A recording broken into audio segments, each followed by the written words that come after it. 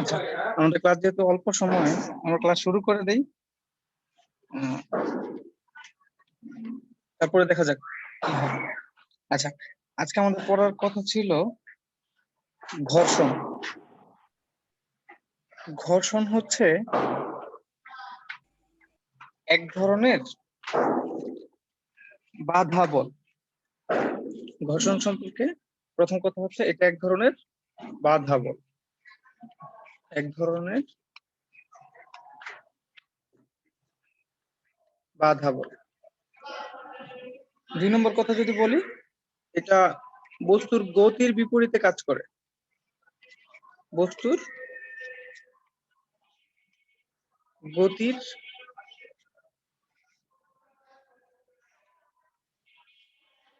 বিপরীতে কাজ করে।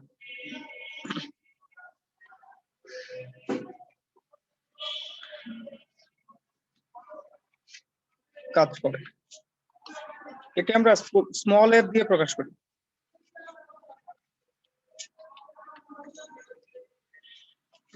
আমরা স্মল এফ দিয়ে। যেহেতু এটা একটা বল, তাহলে বলের একক নিউটন হবে। হ্যাঁ, ওকে। এই হলো ঘর্ষণ সম্পর্কে প্রাথমিক কথা।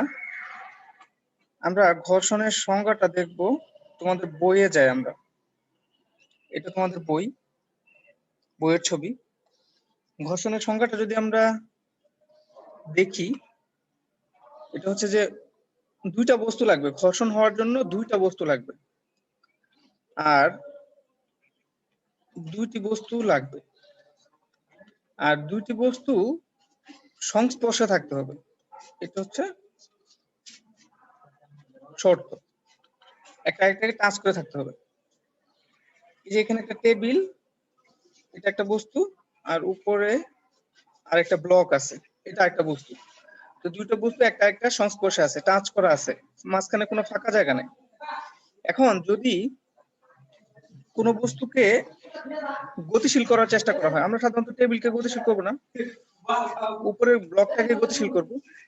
গতিশীল করার জন্য আমরা যখন বল প্রয়োগ করব, তখন মনে হবে যে কেউ একজন বাধা দিচ্ছে, মানে আমি সহজে নড়াইতে পারতেছি না। এই যে গতিশীল করার চেষ্টা করতেছি আর গতির বিপরীতে একটা বাধা বল অনুভব করতেছি, এটাকেই বলে ঘর্ষণ। তাহলে সংজ্ঞাটা যদি আমরা লিখি, কিরকম হবে তোমরা লিখে ফেলো। কোন বস্তুকে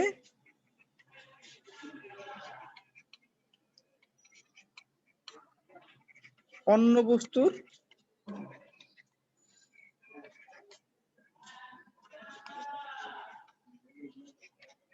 উপরে গতিশীল করতে চাইলে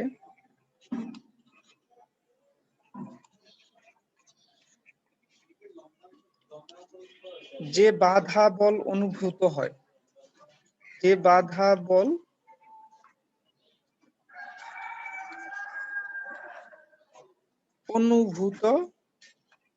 হয়, তাকে ঘর্ষণ বলে। ছোট বস্তুর ক্ষেত্রে আমরা অতটা বুঝি না। মনে করো একটা বড় বস্তু, টেবিলটাকে ফ্লোরের মধ্যে ধাক্কা দিতে চাই, তাহলে বোঝা যায় যে কেউ একজন বাধা দিচ্ছে। ছোট একটা বল বা তোমার বইটাকে যদি ধাক্কা দেয় অতটা বুঝবা না, বা তোমার ক্যালকুলেটরটাকে যদি ধাক্কা দাও তাহলে অতটা বুঝবা না। কিন্তু বড় বস্তুর ক্ষেত্রে সহজে অনুভব করা যায়। তো কোনো বস্তুকে অন্য বস্তুর উপরে গতিশীল করতে চাইলে যে বাধা বলটা আমরা অনুভব করি, তাকেই বলে ঘর্ষণ। এই ঘর্ষণ বল কতটুকু এটা আমরা মাপতে পারি।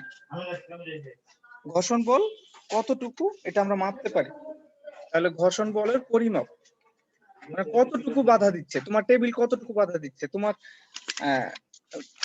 বইটা কতটুকু বাধা দিচ্ছে, তোমার ক্যালকুলেটর যে তুমি ধাক্কা দিয়ে সরাতে যাচ্ছ কতটুকু বাধা দিচ্ছে, তুমি মেপে ফেলতে পারো, ইচ্ছা করলে মেপে ফেলতে পারো। এর জন্য তোমাকে যে কাজটা করতে হবে, একটা সূত্র আছে আমাদের, ডিটেলসে যাবো আমরা জানি এটা হচ্ছে ঘর্ষণ বল, স্মল এফ দিয়ে প্রকাশ করি। এফ জানতে হবে, মিউ জানতে হবে, আর ডাব্লিউ জানতে হবে। এটা তো ঘর্ষণ বল, এটা আমরা সবাই জানি। এটা হচ্ছে ঘর্ষণ বল যেটা আমরা নির্ণয় করতে চাচ্ছি। ওকে, ডাব্লিউটা হচ্ছে বস্তুটার ওজন। বস্তুটার ওজন, ওজন আমরা জানি mg। এম হচ্ছে বস্তুর ভর, জি হচ্ছে অভিকর্ষ ত্বরণ, জানা হয়ে গেল। এবার মিউটা জানতে হবে। মিউ হচ্ছে ঘর্ষণ গুণাঙ্ক। এটা কিভাবে জানবো কি সেটা বললেন এটা? মিউ হচ্ছে ঘর্ষণ গুণাঙ্ক।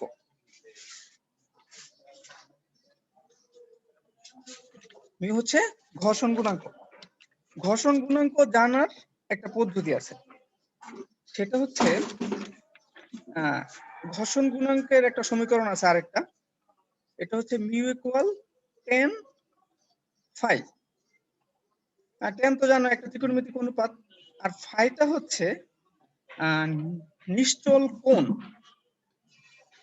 এটা আমরা এখনই নির্ণয় করব, নিশ্চল কোণ। ফাইয়ের নামটা আমি আবার লিখতেছি, এখানে ফাই হচ্ছে নিশ্চল কোণ। তোমাদের বইতে সুন্দর করে ছবি দেওয়া আছে, আমি দেখাচ্ছি তোমাদের। ফাই হচ্ছে নিশ্চল কোণ। এটা দুটি মাধ্যমের জন্য নির্দিষ্ট, এক জোড়া মাধ্যমের জন্য নির্দিষ্ট। মানে মনে করো তোমার বই আর তোমার ক্যালকুলেটরের জন্য এটা সবসময় একটা কোণই পাবা তুমি, এক জোড়া মাধ্যমের জন্য নির্দিষ্ট, মাধ্যমের জন্য নির্দিষ্ট। তাহলে নিশ্চল কোণ যদি জেনে যাই তাহলে ঘর্ষণের পরিমাণ নির্ণয় করে ফেলবো আমরা। তাহলে নিশ্চল কোণ মাপার জন্য আমরা চলে যাই, তোমাদের বইয়ে এক সুন্দর ছবি আছে, তুমি এখনই তোমার বইয়ের উপরে ক্যালকুলেটর যদি রাখো তাহলে এখনই দেখতে পাবো বিষয়টা।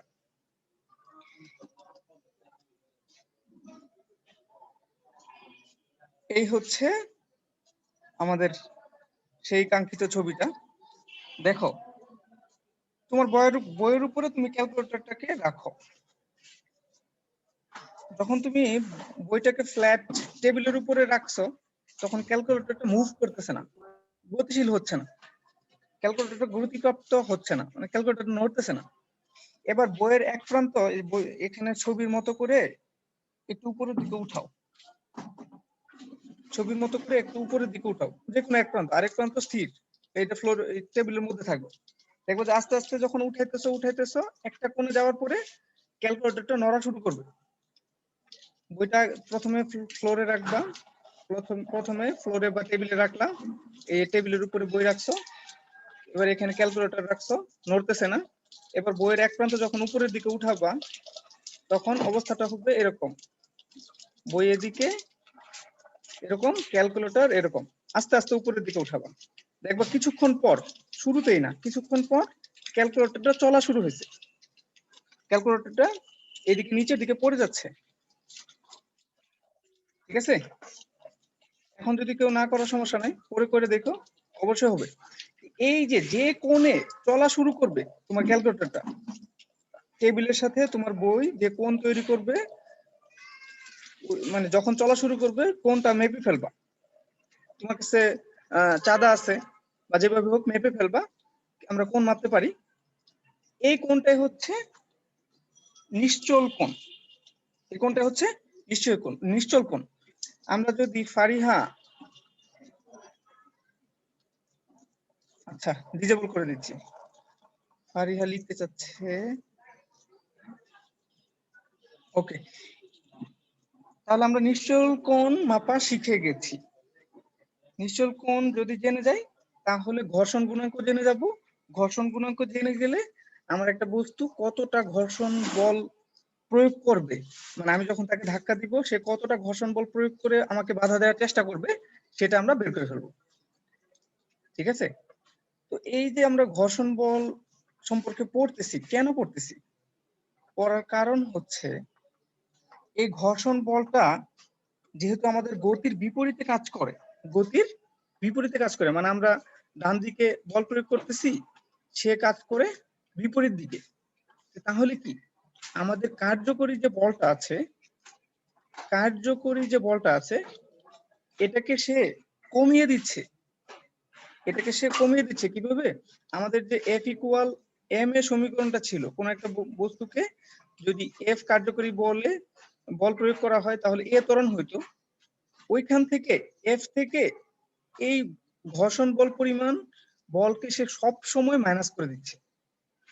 ঘর্ষণ বল যখন কাজ করবে তখন আমাদের সমীকরণটা হয়ে যাবে এটা। আমরা যে বল প্রয়োগ করতেছি এর থেকে কিছু বল নষ্ট হয়ে যাবে, কিছু বল অলওয়েজ নষ্ট হয়ে যাবে।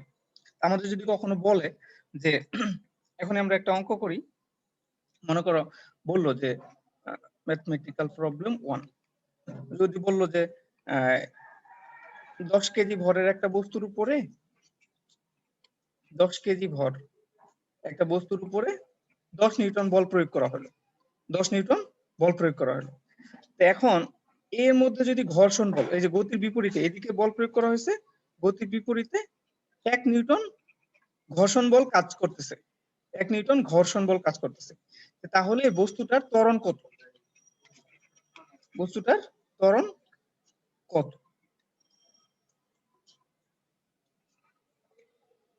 আমাদের কি কি মান দেয়া আছে এখানে? প্রযুক্ত বল দেয়া আছে, প্রযুক্ত বল সংক্ষেপে লিখি, প্রযুক্ত বল দেয়া আছে 10 নিউটন, 10 নিউটন। এবার হচ্ছে ঘর্ষণটা হিসাবে আনতে হবে, কারণ বলে দিছে ঘর্ষণ বল আছে, ঘর্ষণ বল 1 নিউটন। বস্তুর ভর জানা আছে, ভর m ইকুয়াল টু, আমি করতে করতে কেউ যদি করে ফেলো সমস্যা নাই, করে উত্তর বলে দাও, সময় কম তো এই জন্য আমি করে দিচ্ছি। এবার তাহলে ত্বরণ কত হবে? ত্বরণ a ইকুয়াল টু হোয়াট? আমাদের জানা আছে ঘর্ষণ যদি কাজ করে তাহলে f ইকুয়াল টু m এর সমীকরণটা হয়ে যাবে f minus f equal m এ। এখানে যদি আমরা মানটা বসায় দিই তাহলে 10 মাইনাস 1 ইকুয়াল 10 ইন্টু 1, এই পাশে 9, এই পাশে হয়ে যাবে 10 মাইনাস 1 ইকুয়াল 9। যদি 10 কে এই পাশে নিয়ে আসি তাহলে 10/9। তাহলে ত্বরণের মান হয়ে যাবে, 10 ইন্টু a ছিল, তাহলে ত্বরণের মান হয়ে যাবে 10/9। আগে আগে হয়তো আগের ক্ষেত্রে হয়তো 1, এবার হয়ে যাবে 9/10 মিটার পার সেকেন্ড স্কয়ার। কিছুটা কম হবে, কিছুটা কম ত্বরণ হবে। আমাদেরকে জিজ্ঞাসা করবে যদি ঘর্ষণ থাকে তাহলে কত ত্বরণ হবে, যদি ঘর্ষণ না থাকে তাহলে কত ত্বরণ হবে। আমরা এই সূত্রটা ব্যবহার করব। এখন হচ্ছে তোমার কাছে মনে হতে পারে যে এই যে ঘর্ষণ, এটা তো প্রয়োজন নাই, কারণ এটা আমাকে বাধা দিচ্ছে, বল থেকে কিছু অংশ মাইনাস করে দিচ্ছে, বল থেকে কিছু অংশ মাইনাস করে দিচ্ছে, কিছু অংশ মাইনাস করে দিচ্ছে। আমার এক ত্বরণ হওয়ার কথা ছিল, 1 মিটার পার সেকেন্ড স্কয়ার ত্বরণ হওয়ার কথা ছিল, এখন 0.9 হচ্ছে। আসলে ব্যাপারটা এরকম না, আমাদের ঘর্ষণ দরকার আবার দরকার নাই, এরকম একটা ঘটনা আর কি। ঘর্ষণ দরকার আবার দরকার নাই, মানে চাই আবার চাইও না, এরকম একটা ঘটনা। মানে পরিমাণ মতো চাই আর কি। প্রয়োজন কেন ঘর্ষণ, প্রয়োজন কেন? এই যে ঝামেলা আমাদেরকে কষ্ট দিচ্ছে, শক্তি ক্ষয় হয়ে যাচ্ছে, তারপরেও প্রয়োজন কেন? প্রয়োজন হচ্ছে তুমি যখন হাঁটতেছো, তুমি যখন হাঁটতেছো, হাঁটার ক্ষেত্রে তোমার পা যদি এই ফ্লোরের মধ্যে ঘষা না খায়, পিচ্ছিল হয়ে যায়, তাহলে একবার চিন্তা করো কি হবে, ধপাস করে পড়ে যাবা। তা আমাদের হাঁটার জন্য প্রয়োজন, যদি পিচ্ছিল হয়ে যায়, ফ্লোর যদি পিচ্ছিল হয় তাহলে কি অবস্থা, আমাদের পা ভেঙে যাবে। তাহলে হাঁটার জন্য প্রয়োজন। একইভাবে গাড়ি যখন রাস্তায় চলতেছে, গাড়ির টায়ার যদি রাস্তাকে ঘষা না দিতে পারে তাহলে কি করবে, ওইখানেই চাকাটা ঘুরতে থাকবে, সামনে আগাবে না।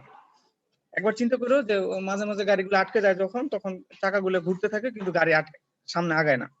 তো টায়ারের মধ্যে যদি ঘর্ষণ না হইতো তাহলে গাড়ি কি হইতো না, আগাইতে পারতো না, আগানো সম্ভব হইতো না, আগানো কিছুতেই সম্ভব হইতো না। আবার রাস্তার টায়ার যদি একটু আমরা খসখসে না করতাম তাহলেও একই ঘটনা ঘটতো। আবার যদি মনে করো ব্রেক করতে চাই আমরা, এমন পিচ্ছিল পিচ্ছিল যেখানে আছে ওখানে ব্রেক করা খুব কঠিন না? মনে করো তুমি পিছলা পড়ে গেছো, তারপরে ইচ্ছা করলে তুমি থামতে পারো? থামতে পারো না। খসখসে অবস্থায় যেখানে আছে সেখানে খুব সহজে থামতে পারো, যেখানে যেখানে পিচ্ছিল সেখানে কিন্তু তুমি একবার পড়ে গেলে সহজে থামতে পারো না। তো ব্রেকিং এর জন্য, গাড়ির ব্রেকিং এর জন্য আমাদের ঘর্ষণটা প্রয়োজন। আবার এই ঘটনাগুলো আবার উল্টাও হয়, টায়ার যখন ঘষা লাগে রাস্তার মধ্যে তখন অনেক বেশি ক্ষয় হয়ে যায়, অনেক বেশি ক্ষয় হয়ে যায়, বেশি ঘষা লাগলে বেশি ক্ষয় হয়ে যায়। এই জন্য আমাদেরকে ঘর্ষণগুলো নিয়ন্ত্রণের মধ্যে রাখতে হয়। আমাদের মাথার উপরে যে ফ্যান ঘুরতেছে, এখানে যদি ঘর্ষণ বেড়ে যায় তাহলে কি হয়, ফ্যান ঘট ঘট শব্দ করতেছে, ঘট ঘট শব্দ করতেছে, বা যদি এরকম হয় যে ঘর্ষণ অনেক বেড়ে যায় তাহলে ফ্যানের স্পিড অনেক কমে যাচ্ছে, আমাদের যে অনেক বিয়ারিং আছে বিয়ারিং এর মধ্যে অনেক শক্তি ক্ষয় হচ্ছে। এরকম ভাবে অনেক জায়গায় আমরা ঘর্ষণ চাই, অনেক জায়গায় আমরা ঘর্ষণ চাই না। তো এগুলো আমরা কিভাবে করতে পারি বুঝতে পারতেছো। ঘর্ষণ যদি না চাই তাহলে পৃষ্ঠকে যদি মসৃণ করে দিই, রাস্তাকে যদি মসৃণ করে দেই তাহলে ঘর্ষণ কমে যাবে। বিভিন্ন সময় ঘর্ষণ চাই, বিভিন্ন সময় ঘর্ষণ চাই না। তা আমরা যদি মসৃণ করে দিই তাহলে ঘর্ষণ কমে যাবে। উল্টা উল্টা ঘটনা ঘটবে যদি আমরা খসখসে করে দিই। যদি আমরা খসখসে করে দিই মানে যখন যেটা লাগবে তখন সেটা আমরা করব। 2 নম্বরটা, আমরা মসৃণ করার জন্য পিচ্ছিল কারক, গ্রিজ, লুব্রিকেন্ট এসব ব্যবহার করি। পিচ্ছিল কারক পদার্থ, এগুলো হচ্ছে পিচ্ছিল কারক পদার্থ, লুব্রিকেন্ট বা গ্রিজ এসব ব্যবহার করি। আবার হচ্ছে চাকা যদি ব্যবহার করি তাহলে চাকার মধ্যে ঘর্ষণ বল কমে, চাকার মধ্যে ঘর্ষণ বল কমে। আচ্ছা, আমরা কিছুক্ষণ পরে একটা সংজ্ঞা পড়বো। আমরা চাকাকে ব্যবহার করি কারণ ঘর্ষণ বল কমে, কিছুক্ষণ পরে আমি একটু দেখাবো। তারপরে হচ্ছে যদি আমরা পৃষ্ঠকে ছোট করি, পৃষ্ঠকে ছোট করি বলতে কি, তুমি যদি বইটাকে পুরাটা ফ্লোরের সাথে লাগিয়ে ধাক্কা দাও তাহলে দেখবে বেশি বল প্রয়োগ করতে হচ্ছে। আর বইটাকে যদি একটু উঁচা করো এবং একটু এক কোনা ফ্লোরের সাথে লাগানো থাকে তাহলে দেখবা খুব সহজেই তুমি বইটাকে টেনে নিয়ে যেতে পারছো। বা বড় একটা বস্তুর ক্ষেত্রে দেখবা পার্থক্যটা তুমি বুঝতে পারবা। মানে ফ্লোরে যেখানে লেগে আছে এখানে স্পর্শকারী যে ক্ষেত্রটা, এই ক্ষেত্রটা যত কম হবে তোমার ঘর্ষণের পরিমাণ তত কমবে। ওকে, এবার হচ্ছে আমরা ঘর্ষণের প্রকারভেদ সম্পর্কে পড়ি। ঘর্ষণ চার প্রকার। একটা হচ্ছে স্থিতি ঘর্ষণ, আরেকটা হচ্ছে গতি ঘর্ষণ, আরেকটা হচ্ছে আবর্ত ঘর্ষণ, আরেকটা হচ্ছে প্রবাহী ঘর্ষণ। স্থিতি ঘর্ষণ, বস্তু যতক্ষণ পর্যন্ত স্থির আছে, এই টেবিলের মধ্যে স্থির আছে, তখনও একটা ঘর্ষণ বল কাজ করে, সেটাকে বলে স্থিতি ঘর্ষণ। মানে বস্তু যতক্ষণ স্থির থাকে তখন যে ঘর্ষণটা কাজ করে তাকে বলে স্থিতি ঘর্ষণ। তাহলে বুঝতে পারতেছো গতি ঘর্ষণ কি হবে। বস্তু যখন গতিশীল হয় তখন এর মধ্যে যে ঘর্ষণটা কাজ করে, মানে এখন গতিশীল হয়েছে তখনও এর মধ্যে ঘর্ষণ বল কাজ করবে, সেটাকে বলে গতি ঘর্ষণ। আবর্ত ঘর্ষণ, কিছুক্ষণ আগে যে বলছিলাম এটা আমরা পড়বো চাকার ক্ষেত্রে। আবর্ত ঘর্ষণ মানে কোনো একটা বস্তু যদি আরেকটা বস্তুর উপর দিয়ে গড়িয়ে গড়িয়ে যেতে থাকে, একটা বল বা একটা চাকা যখন গড়িয়ে গড়িয়ে যেতে থাকে তখনও, মানে এইভাবে গড়িয়ে গড়িয়ে যাচ্ছে, তখনও যেখানে কাজ করে আছে ওইখানে ঘর্ষণ বল কাজ করবে। গতি যদি ডান দিকে হয় তাহলে ঘর্ষণ বল বিপরীত দিকে কাজ করবে, এটাকে বলে আবর্ত ঘর্ষণ। আবর্ত ঘর্ষণ গতি ঘর্ষণের তুলনায় অনেক কম, অনেক ছোট। কারণ হচ্ছে এই যে আবর্ত ঘর্ষণের সময় স্পর্শকারী ক্ষেত্র অনেক কম, বস্তু ক্ষেত্রফল অনেক বড়, কিন্তু স্পর্শ করেছে নিচে সামান্য একটু বল, নিচে সামান্য একটু মাটিকে স্পর্শ করে বা ফ্লোরকে স্পর্শ করে। চতুর্থ নম্বর যেটা, এটা হচ্ছে প্রবাহী ঘর্ষণ। চতুর্থ নম্বর হচ্ছে প্রবাহী ঘর্ষণ। প্রবাহী বলতে শিখে রাখো, এটা কাজে লাগবে। প্রবাহী বলতে যা কিছু প্রবাহিত হয়, প্রবাহী বলতে যা কিছু প্রবাহিত হয়। আমাদের প্রবাহিত হইতে পারে এমন বস্তুগুলো হচ্ছে যা কিছু প্রবাহিত হয়। প্রবাহিত হতে পারে তরল অথবা গ্যাস। আমরা জানি তরল প্রবাহিত হয়, কল কল করে নদী প্রবাহিত হচ্ছে, বাতাসও প্রবাহিত হয়।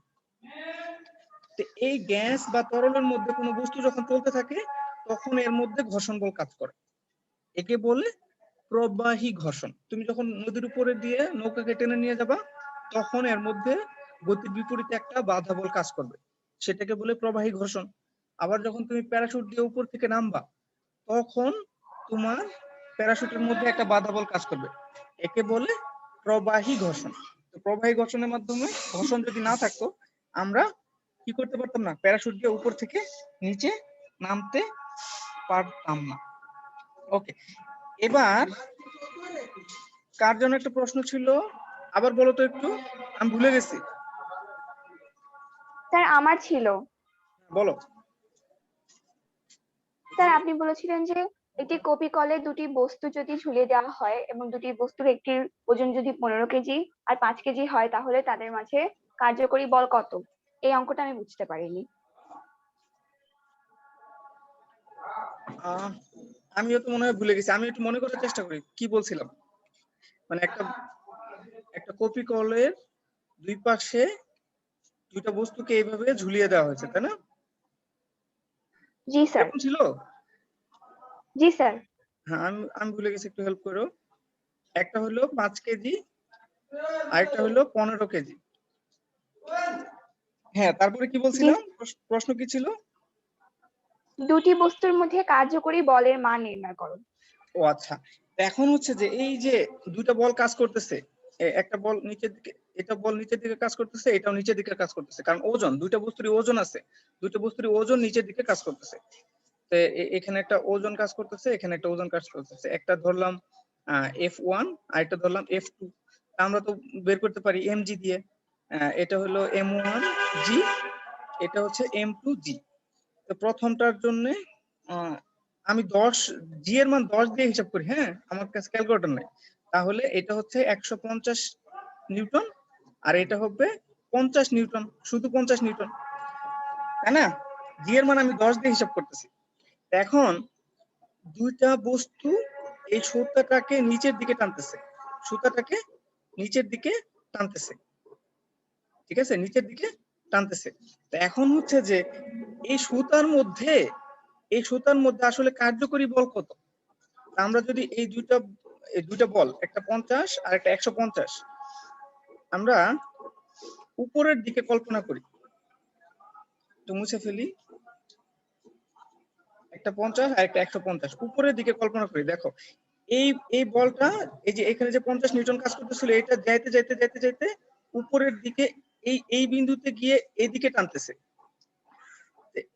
এই বিন্দুতে গিয়ে 50 নিউটন, আর এই ডান পাশেরটা এই বিন্দুতে গিয়ে 150 নিউটন বলে টানতেছে। আমরা এটা কল্পনা করতে পারি যে এই বিন্দুতে যে সুতার অংশটা আছে, এই বিন্দুতে দুইটা বল কাজ করতেছে, একটা 150 নিউটন আর একটা 50 নিউটন, কিন্তু দুইটার বিপরীত দিকে কাজ করতেছে।